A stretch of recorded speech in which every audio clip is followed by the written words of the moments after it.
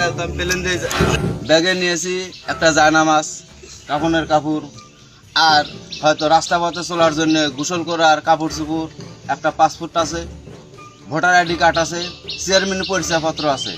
এগুলোই আমার কাছে সংগ্রহ আছে। এছাড়া আমার কাছে আর কোনো কিছু নাই। আর আতর, গোলাপ জল, এগুলোই।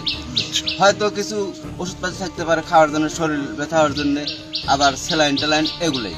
আর আমার যে ভিসাটো, আমি এই ভিসাটো সংগ্রহ করতে পারি নাই। আর আমি যদি এই ভিসাটো সংগ্রহ করবার যাই, আমার আর্থিক অবস্থা কুলায় না। আমি একজন সাধারণ গরিব মানুষ।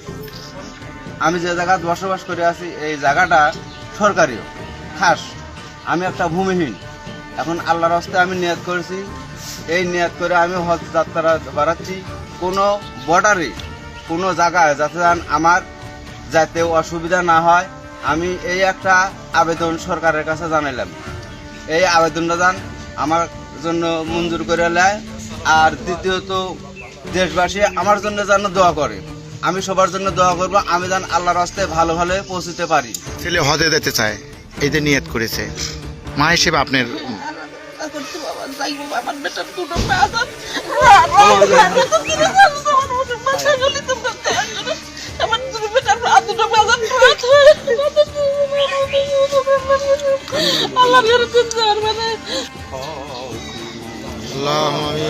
ربنا فاغفر لنا ذنوبنا وكفر عنا سيئاتنا